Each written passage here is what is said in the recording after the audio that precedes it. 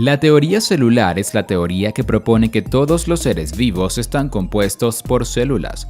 Fue propuesta por Matthias Schindler, Theodor Schwann y Rudolf Virchow entre los años 1838 y 1859 y se considera una teoría clave para el nacimiento de la biología celular.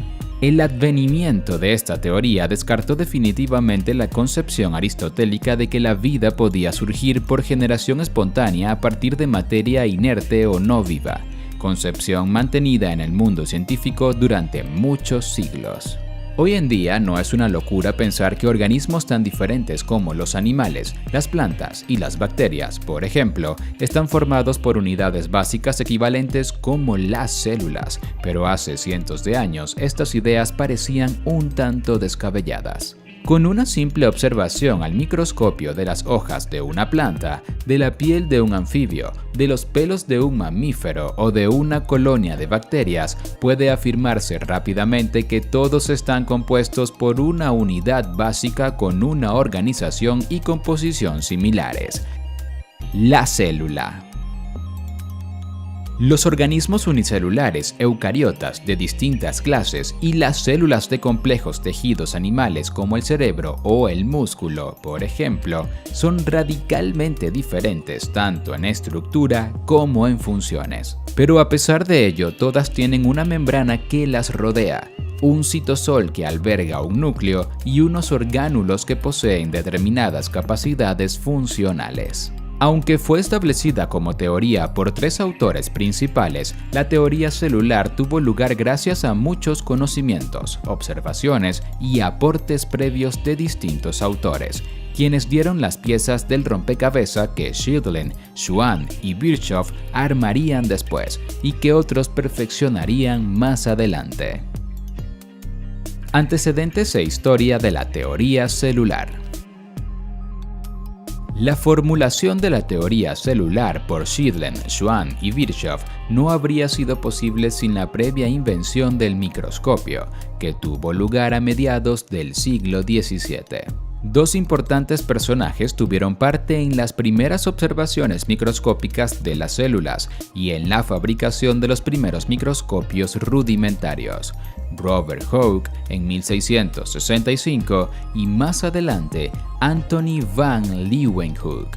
Sin embargo, existen reportes de las observaciones de Athanasius Kircher, quien en 1658 observó criaturas vivas, además de gusanos, que se formaban sobre tejidos en descomposición. Por la misma época, el alemán Swammerdam describió unos corpúsculos globulares en la sangre y se dio cuenta de que los embriones de rana también estaban conformados por partículas globulares. Robert Hooke fue quien acuñó el término célula para describir a las celdillas que observó al mirar una lámina de corcho a través del microscopio, mientras que Leeuwenhoek se dedicó fervientemente a la fabricación de microscopios y a la observación reiterada de muestras procedentes de diferentes lugares, afirmando la existencia de vida diminuta. Tanto Hooke como Leeuwenhoek podrían considerarse los padres de la microbiología, pues fueron los primeros en reportar la existencia de organismos microscópicos en distintos medios naturales: cuerpos de agua, raspados de la suciedad de dentaduras, semen, etc. Otros dos autores de la época, Marcello Malpighi y Nehemiah Grew, estudiaron detalladamente algunos tejidos vegetales. Las publicaciones de Malpighi 1671 y Grew indican que ambos autores identificaron la estructura de las células durante sus observaciones, pero se refirieron a estas como celdas, poros o sáculos, refutando las teorías sobre la generación espontánea. Durante muchos siglos, la comunidad científica mantuvo la postura de que la vida podía ser generada espontáneamente a partir de materia inanimada, inerte, no viva, basándose en la fuerza vital o el potencial de elementos como el agua y la tierra para generar vida. Sin embargo, estos postulados fueron rebatidos por los experimentos realizados por el italiano Lazzaro Spallanzani, quien demostró en 1767 que al hervir agua de estanque o pozos, dicha fuerza vital desaparecía, lo que implicaba que en el agua lo que existía eran organismos vivos. Por ende, sus trabajos fueron los pioneros para la demostración de que la vida solo puede surgir de vida preexistente, o lo que es igual, que todas las células vienen de otras células y no de la materia inerte. Más o menos un siglo después de los trabajos de Spallanzani, el francés Louis Pasteur sentó el precedente con sus propios experimentos, demostrando definitivamente que la generación espontánea no tenía cabida en el mundo científico. Postulados de la teoría celular. Aunque la teoría celular fue formulada en base a las observaciones realizadas en organismos superiores, esta es válida para todos los seres vivos, incluso para los organismos unicelulares como algunos parásitos y bacterias.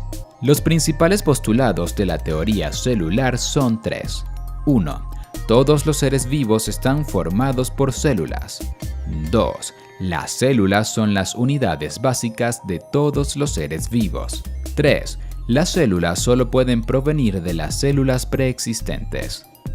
El botánico M. Schiedlen y el zoólogo T. Schwann propusieron el primer postulado, afirmando que, a nivel microscópico, plantas y animales estaban compuestos por células. Fue R. Virchow, años más tarde, quien estableció que las células surgían a partir de otras células y no por generación espontánea. Posteriormente, otro autor, A. Weisman, agregó a la teoría el siguiente corolario. Las células que conocemos en la actualidad, modernas, se originaron a partir de un pequeño grupo de células ancestrales. Corolario que puede evidenciarse gracias a las similitudes encontradas entre algunas proteínas complejas que se encuentran en todas las células, siendo el citocromo uno de los mejores ejemplos de estas proteínas, ya que se conserva en cuanto a estructura y función tanto en bacterias como en plantas y animales. Autores principales de la teoría celular. Aunque M. Schiedlen, T. Schwann y R. Virchow fueron los principales protagonistas de la formulación de la teoría celular como la conocemos en la actualidad, muchos fueron los científicos que participaron, directa o indirectamente, en el establecimiento definitivo de la misma. Robert Hooke, 1635-1702. Este virtuoso científico inglés no solo realizó descubrimientos en el campo de la biología, sino que también se interesaba por la física y la astronomía. En 1665 presentó ante la Real Sociedad de Londres su libro titulado Micrografía o algunas descripciones fisiológicas de cuerpos miniaturas a través de un cristal de aumento. En este libro, Hooke destaca las observaciones que realizó a una lámina de corcho, en la cual identificó unas unidades similares a celdillas, a las que llamó células.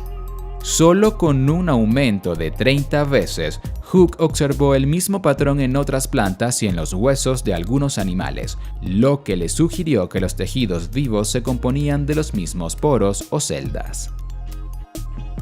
Anthony van Leeuwenhoek, 1632-1723. Contemporáneo con Robert Hooke, dedicó parte de su vida a la fabricación de microscopios y a la observación de muestras a través de ellos. Fue el primer autor que evidenció células vivas. Hooke solo vio las células muertas de la corteza de unos árboles y del hueso de unos animales. Además, el diseño de sus microscopios le permitió apreciar con mucho más detalle las estructuras celulares, y lo llevó al descubrimiento de muchos organismos unicelulares a los que llamó animálculos, que hoy se sabe que eran tanto animales como plantas unicelulares.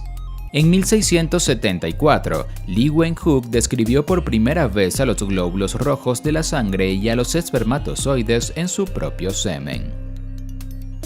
Matthias Schiedlen, 1804-1881. Este científico alemán, profesor de botánica, fue quien formuló la teoría celular en base a sus observaciones en tejidos vegetales. Además, estuvo realmente interesado en el origen de las células, por lo que se dedicó a su estudio empleando embriones de tejidos vegetales. Scheidlen se atrevió a proponer que las células se desarrollaban de novo, a partir de una masa de gránulos diminutos dentro de las células, las cuales formaban un núcleo cuyo crecimiento progresivo se transformaba en una célula nueva. Theodor Schwann, 1810-1882. Este autor alemán fue el encargado de generalizar la teoría celular para todos los organismos vivos, incluyendo plantas y animales. Schwann describió células nucleadas en diversos tejidos, en las células del notocordio y del cartílago, en larvas de sapos, en el hígado, los riñones, el páncreas, las glándulas salivales y el tejido conectivo de embriones de cerdos. Sus resultados fueron reportados en 1838 en sus Notas de campo sobre la naturaleza y la medicina. Este autor también realizó importantes contribuciones a la neurociencia, pues fue el primero en describir la cubierta membranosa que envuelve las prolongaciones de las células nerviosas. Robert Brown, 1773-1858. Este botánico y médico escocés fue el primero, en 1831, en reconocer al núcleo como parte esencial de las células vivas, gracias a sus observaciones microscópicas en las hojas de orquídeas. Brown fue quien acuñó el término núcleo para descubrir a una areola circular única y opaca en el centro de las células. Rudolf Virchow, 1821-1902. Este médico y patólogo alemán fue el encargado de publicar por escrito en 1855 la idea de que toda célula proviene de una célula preexistente, omnis cellula e cellula, descartando la posibilidad de la generación espontánea. Pocos años antes declaró que la célula, como la forma más simple de manifestación de vida que, sin embargo, representa la idea de la vida, es la única orgánica, el ser vivo indivisible. Louis Pasteur, 1822-1895.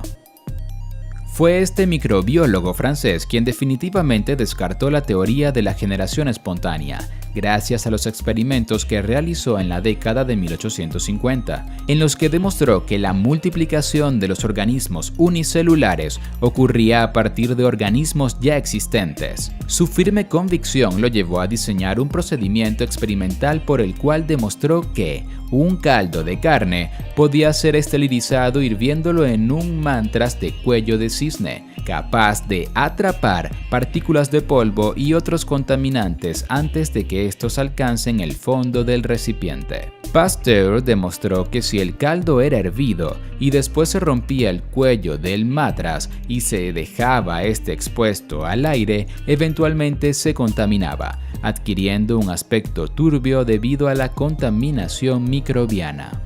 Es importante resaltar que otros autores como Carl Benda, 1857-1933, y Camillo Golgi, 1843-1926, entre otros, hicieron después importantes contribuciones respecto al esclarecimiento de la estructura interna de las células eucariotas, describiendo sus orgánulos principales y sus funciones.